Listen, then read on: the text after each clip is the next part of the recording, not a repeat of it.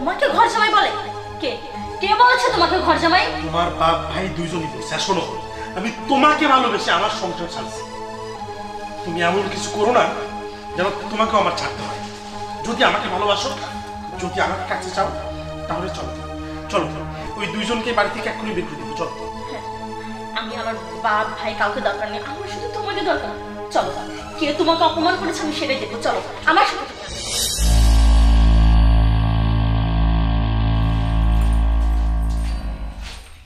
আসসালামু আলাইকুম sir. Sir, আমার হাজবেন্ড খুবই অসুস্থ স্যার। ও বাইক অ্যাক্সিডেন্ট করে পঙ্গু হসপিটালে ভর্তি আছে স্যার। এই অবস্থায় আমার চাকরিটা খুবই দরকার। আমি তো স্যার আপনার ইমেলে আমার সব কিছু দিয়েছি স্যার। আমার সিভিটা আপনি দেখেননি স্যার। প্লিজ স্যার, চাকরিটা আমার খুবই দরকার, চাকরিটা আমাকে দেন।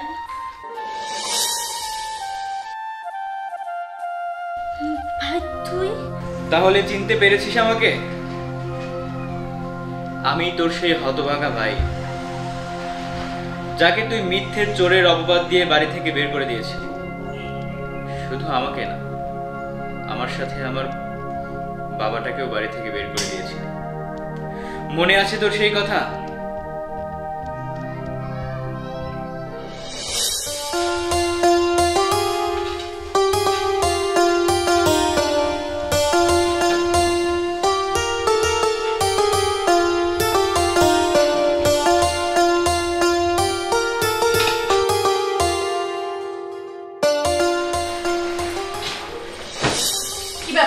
কখন থেকে এটা পরিষ্কার করছিস, এখনো পরিষ্কার হয়নি?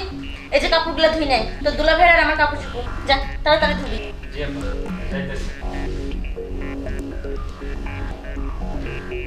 যা। কোনো কাজ ঠিক মতো করে না, এমন ভাবে নড়াচড়া করে যেন ওকে খেতেই দেই না। গায়ে মনে হয় শক্তি কিছু নেই। এই দেখো, নোংরা কাপড়টা এখানে রেখে চলে গেছে। এই নোংরা কাপড়টা এখানে তাড়াতাড়ি সরা। তোমার একখান কথা কই, তোমার বাপ ভাই এগুলো কিন্তু আমার ভালো লাগে না। এখন আমি কি করব বলো? বাবা তো সে বাবাই, আর আমার ছোট ভাই তো অনেক ছোট, পড়াশোনা করে। এখন ওদের কি করতে পারে তুমিই বলো। তার মানে তুমি কিছু করতে পারবে না? তুমি যদি কিছু করতে না পারো তাহলে সবকিছু আমাকে করতে হবে। কি তুমি কি করবা? আমি এই বাসা থেকে চলে যাব। মানে কি সব? তুমি কেন চলে যাবা? মানে আমি এই বাসায় থাকতে পারবো না। তোমার বাবা ভাই তারা কথায় কথা আমাকে ঘর জামাই বলে। তোমাকে ঘর জামাই বলে? কে কে বলেছে তোমাকে ঘর জামাই? তোমার বাপ ভাই দুইজনই বলছে। শোনো, আমি তোমাকে ভালোবেসে আমার সংসার ছাড়ছি। তুমি এমন কিছু করো না যেন তোমাকেও আমার ছাড়তে হয়। যদি আমাকে ভালোবাসো, যদি আমার কাছে চাও, তাহলে চলো চলো ওই দুইজনকে বাড়ি থেকে এক্ষুনি বের করে দেবো। চলো। আমি আমার বাপ ভাই কাউকে দরকার নেই, আমার শুধু তোমাকে দরকার। চলো, কে তোমাকে অপমান করেছে আমি সেটাই দেবো। চলো আমার সাথে, তুমি আসো আসো।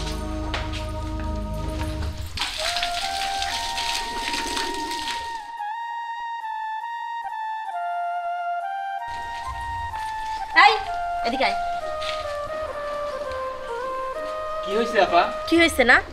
এমন ভাব করতেছিস যেন কিছুই জানিস না, ন্যাকামো করিস। হ্যাঁ, আরে তোমার ভাই কিচ্ছু বুঝে না। তোমার বাপ ওই রকম, একদম সহজ সরল। এই চোরের বাচ্চা। এই আমার বইয়ের গহনা কোথায়? আপা, তুই এসব কি কইতাছস? আমি তো তোর ভাই, আমি কি তোর গহনা চুরি করতে পারি?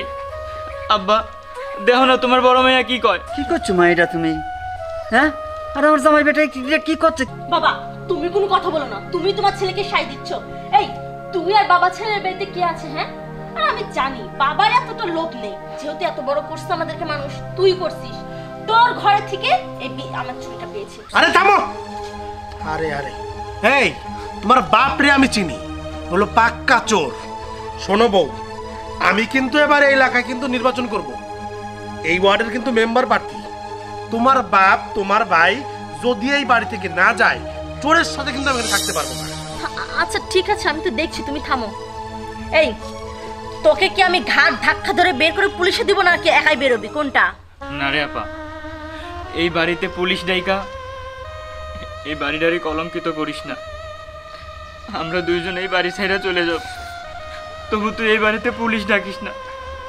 আব্বা চলো, আমরা দুইজনে অক্ষণে এই বাড়ি থেকে চলে যাব, যেখানে আমাদের কোনো দাম নাই, আমাদের কোনো ভালোবাসা নাই, সেখানে সেখানে আমরা আর এক মুহূর্ত থাকবো না।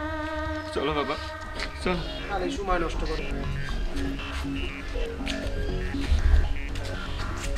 সোনা, আই লাভ ইউ। আসো আমরা ঘরে যাই।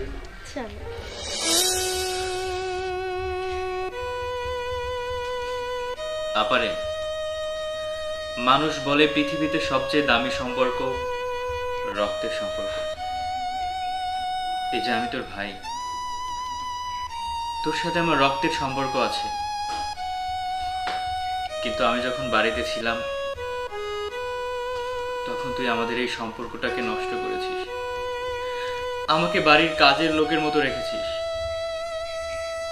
আমি তোর ছোট ভাই, আমাকে দিয়ে তুই কাজ করাতি, এটা মানা যায়, কিন্তু আমার বুড়ো বাবা, আমার বাবা কি অন্যায় করেছিল? আমার বাবার সাথেও তুই আর দুলাভাই অনেক খারাপ ব্যবহার করেছিস, বাবাকেও বাড়িতে কাজের লোকের মতো রেখেছিস। আর শুধু তাই নয়, আমাদের দিয়ে কাজ করিয়েই তোরা শান্ত হোসনি, আমাদের দুইজনকে চোরের অপবাদ দিয়ে বাড়ি থেকে বের করে দিয়েছিস। সেদিনের পর থেকে বাবা অনেকটা অসুস্থ হয়ে গেছে। বাবা সবসময় তোর কথা বলে, আমাকে সবসময় বাবা বলে আমি যেন বাবাকে তোদের কাছে নিয়ে যাই, কিন্তু আমি আমি কখনো বাবাকে তোদের কাছে নিয়ে যাইনি। কেন নিয়ে যাইনি জানিস? কারণ আমি নিজে চেয়েছিলাম আমার নিজের একটা পরিচয় তৈরি হোক, আমি যে পরিচয় নিয়ে আমার জন্য আর আমার বাবার জন্য গর্ব করতে পারি। আজকে এই যে অফিসটা দেখছিস না, এই অফিসটা আমার নিজের। আজকে আমি এই অফিসের একজন চেয়ারম্যান। আজকে আমার কাছে টাকা পয়সা সম্পত্তি কোনো কিছুরই অভাব নেই। আজকে আমার কারো বাড়িতে কাজের লোক হয়েও থাকতে হয় না। কিন্তু তোর দিকে একবার চেয়ে দেখ, এই যে এখনকার তুই আর আগের সেই তুইয়ের মধ্যে অনেক পার্থক্য। এই পৃথিবী, সময়, মানুষ কখন কি কিভাবে বদলে যায় তা একমাত্র সৃষ্টিকর্তা ছাড়া কেউ বলতে পারে না। তাই কোনো মানুষের প্রতি কখনো অবহেলা করতে নেই। তবে চিন্তা করিস না আপা, আমি কখনো তোদের মতো বেইমানি করব না। আমি যে এই সম্পত্তি তৈরি করেছি, অফিস তৈরি করেছি, এত টাকা পয়সা অর্জন করেছি, আজকে এত দূর এসেছি, এগুলো আমার নিজের জন্য, এগুলো তোদের জন্য, তোর জন্য, আমার বাবার জন্য। আমি খবরটা অনেক আগেই পেয়েছিলাম, দুলাভাই বাইক অ্যাক্সিডেন্ট করে পঙ্গু হসপিটালে ভর্তি আছে। বাবাকে বলেছিলাম যে তোদের জন্য কিছু একটা করতে। আজকে সেই সময়টা নিজেই চলে আসলো আমার কাছে। না না ভাই, তুই কোনো ভুল করিসনি, সব ভুলটা আমি করেছি। তুই আমাকে ক্ষমা করে দে ভাই, তোর উপরে জুলুম করেছি বিধায় বোধহয় আমার আজকে এই অবস্থা। না রে আপা, তুই কেন আমার কাছে ক্ষমা চাইবি?